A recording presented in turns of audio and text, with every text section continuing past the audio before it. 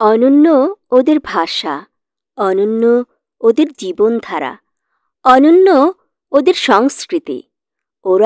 ওরাও বাংলাদেশের সমতলের দ্বিতীয় বৃহত্তম ক্ষুদ্র নৃগোষ্ঠী।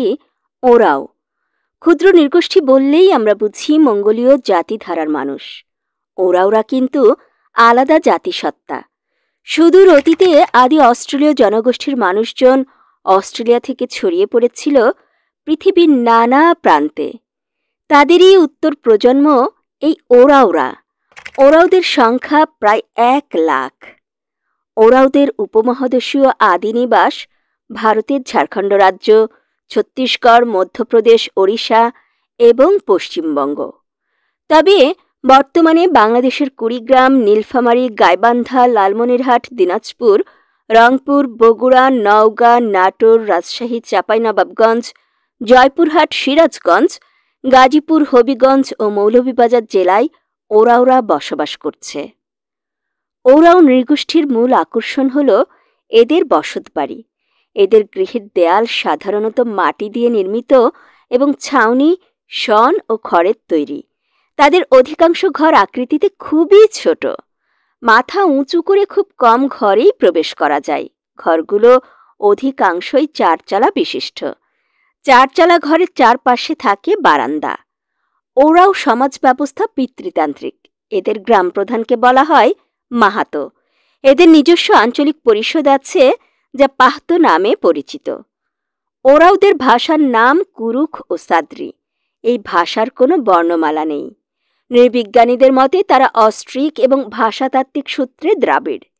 এ কারণে অধিকাংশ গবেষক মনে করেন যে ওরাওরা দ্রাবিড়ভাষী কুরুখ জাতির উত্তরপুরুষ। অন্যান্য আদিবাসী জাতির মতো ওরাও সমাজও সর্বপ্রাণবাদী প্রকৃতি উপাসক। তবে এদের ধর্মবিশ্বাসের সৃষ্টিকর্তা হিসেবে সর্বশক্তিমান ধর্মী বা ধর্মের স্বীকৃত। ওরাওদের প্রধান উৎসবের নাম কারাম।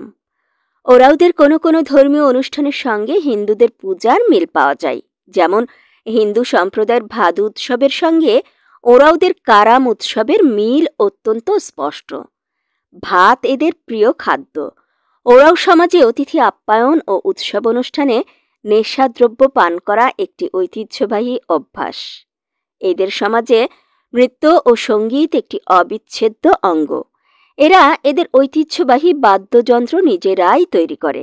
এসব বাদ্যযন্ত্রের মধ্যে রয়েছে ঢোল, মাদল, বাঁশি, তাল, নাগরা, খঞ্জনি, ঘুটুর ইত্যাদি। ওরাও পুরুষরা নেংটি আর নারীরা ফতা নামের পোশাক পরিধান করে। তবে যুগ যুগ ধরে সমতলে থাকায় ওরাওদের পোশাক আশাক এখন অনেকটাই বাঙালিদের মতো। কিন্তু পোশাক আশাক পাল্টালেও জাতিগত পরিচয় তো আর বদলায় না। ওরাও সমাজে মৃত ব্যক্তিকে পূর্বে দাহ করা হতো। সম্প্রতি দাহ করার পরিবর্তে সমাহিত করার প্রচলন বাড়ছে। কর্মনিষ্ঠ স্বনির্ভর জীবন আর স্বকীয়তার গরিমায় ওরাও নৃগোষ্ঠী আসলেই বৈচিত্র্যময়।